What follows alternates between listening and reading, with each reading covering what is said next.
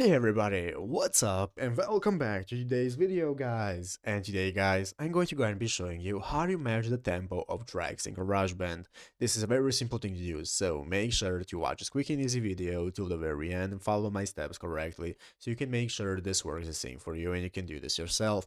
But yeah guys, let's get straight into it. So the first thing you want to do guys is go ahead and open up the official GarageBand application on your mobile phone if you have not already. If you do not have the application, just go ahead and download it from the App Store, and after opening it up, you'll be greeted by this main page right here, which is the home page where you can find all the instruments that you can play. You have your audio recorder and so on. So guys, let's go ahead and see how we can get started with matching the tempo of our tracks. So the first thing I'm going to do is go ahead and open up the audio recorder option right here. That's going to open up this new recording menu where we can get started recording, and in the upper left corner we are going to have this button that's going to take us to the edit mode, which is our mixing mode, where we can find all the tracks that we have. So guys, you can see here are our tracks that we have, our keyboard that I have added, I have my drums and so on. So basically guys, if you want to go ahead and match the tempo of different tracks and different projects, what you want to do is go ahead and select the tracks that you want to change the tempo for, and in the upper right corner click on the settings icon. In the settings icon, it's going to open up this new drop down menu where you have multiple options that you have, and you can see one of them is called tempo. So you want to click on tempo, and now you want to set the tempo to whatever you want it to be